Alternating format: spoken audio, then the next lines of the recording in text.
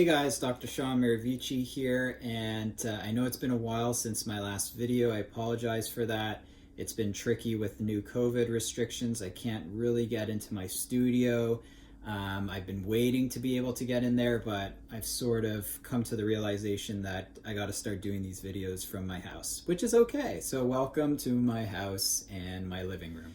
So today's video is something that I promised to do a while ago, and I've had people wondering when it's going to happen. So today what I wanted to go over is proper vape technique.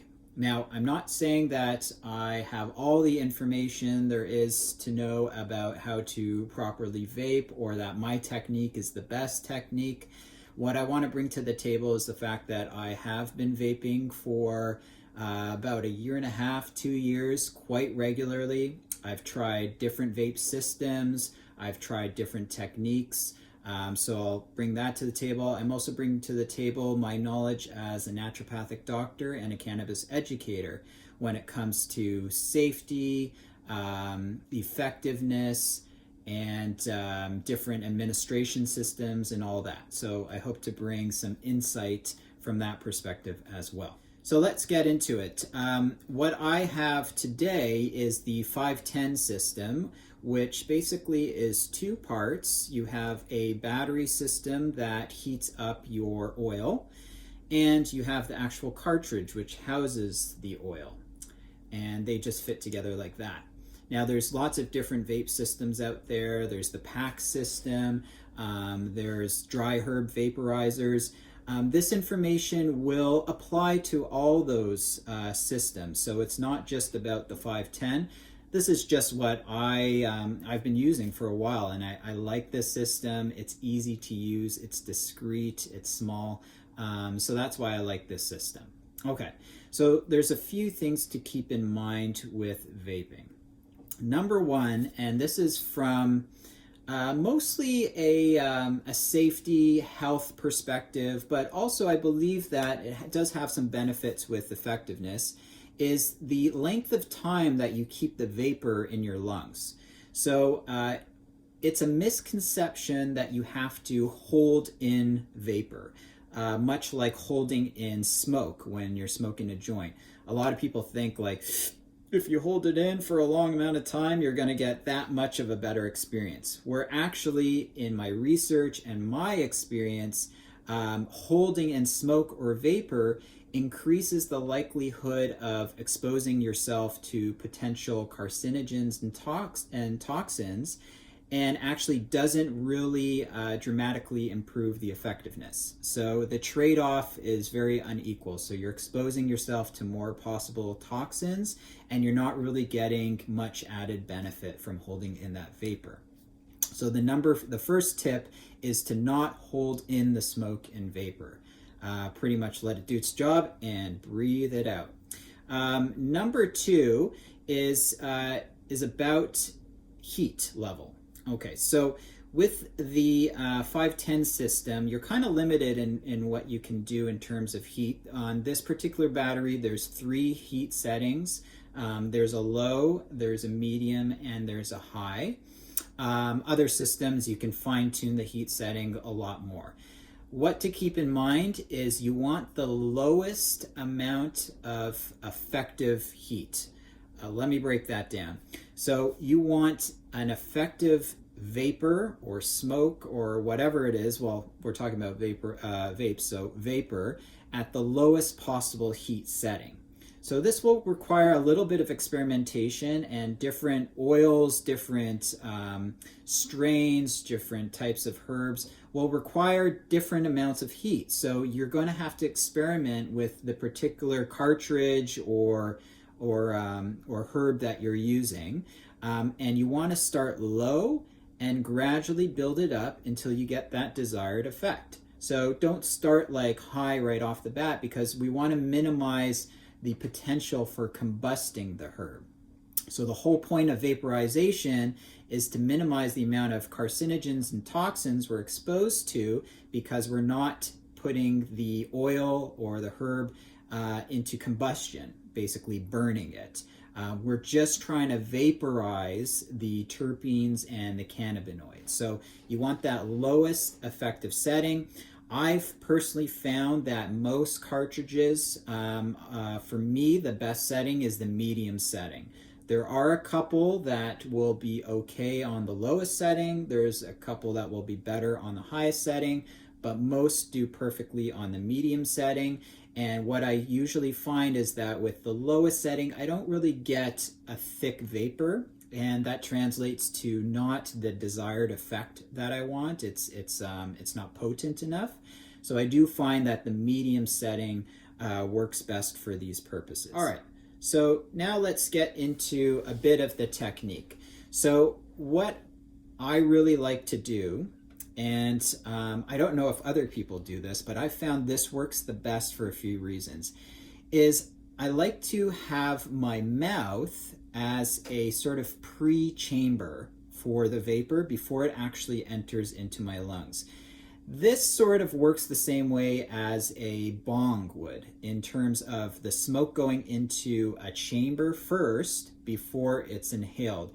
And what this does is it helps to cool down the vapor a little bit and settle some of the harshness of the vapor, so it's easier on the lungs and the respiratory tract. So what I end up doing is almost like sucking in the vapor like you would puffing a cigar, not inhaling it directly, and then breathing in that vapor once you feel like you've got a good amount in the mouth, inhaling the vapor, and then breathing it out after about a second or so. And I found that that works the best. So let me demonstrate how that all looks. So here's my 510 system, vaporization system.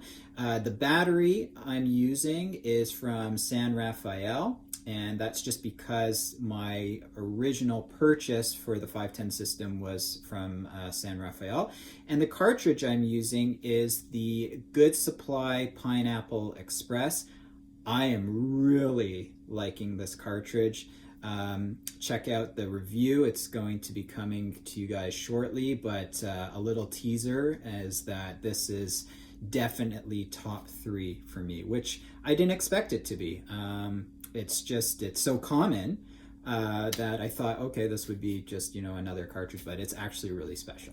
All right, so that's the system I'm using. Now, when you activate this by clicking it 5 times, and then you get an indicator that it's been activated, you could change the temperature setting by clicking it, was it 2 or 3? I forgot what I did. So now it's on the high setting, which is indicated by a red light.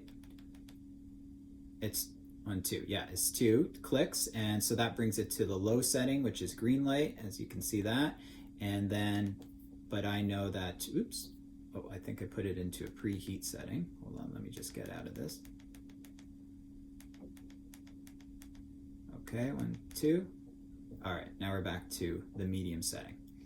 All right, so I actually will be inhaling this for a longer time than you might expect, because I like to build up the smoke, or not smoke, vapor in the mouth, a nice good amount of it. And what I usually use as an indicator that I've gotten enough of a dose in my mouth is I start to feel a little bit of something in the mouth, like a warmth. And that's how I know I've got a good amount. And then what I'm going to do once I've got enough in there, and so that inhalation period's going to take about probably about 5 seconds or so.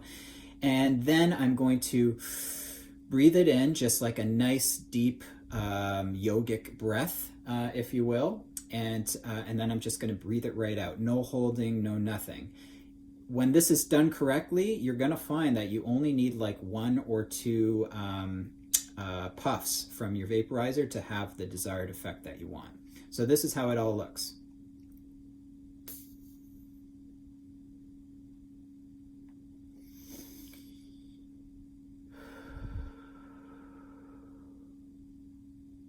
And that's it. That's how it all looks together. So just to break that down once more, what I did there was I activated the vaporizer. I sucked in vapor into my mouth, not inhaling yet, for about I guess that was about 3 to 5 seconds. And then I'll breathe in all that vapor that I captured in my mouth and then breathe it right out. And that's all you need to do. When you expose the lung tissue to that vapor, just even for a second, you're going to absorb all the necessary cannabinoids and terpenes almost immediately, and you're going to really minimize the risk of exposing your lung tissue to any possible carcinogens, even though there's a lot less, significantly less, probably 90% less potential toxins in vapor as opposed to smoke.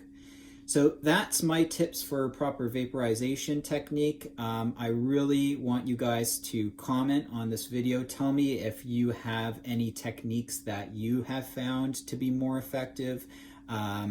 What did you like about my technique? What do you think's an issue with my technique? Feel free to comment on all that stuff. And please subscribe if you haven't already. I'll be back soon with, I have a couple more videos that I really want to do. One is definitely a review on the Pineapple Express from Good Supply. I'm also working on a really exciting project for you guys where I'm actually going to be interviewing a dispensary owner here in Toronto and going through that whole experience about setting up a legal dispensary. So that's going to be a really exciting one. And then I also want to do a cannabis education video, so that will be coming up soon, on cannabis and sports and athletics. So everything from recovery to sports enhancement I'll definitely cover for you guys. So until then, have a great day, have a great week, and I'll see you soon.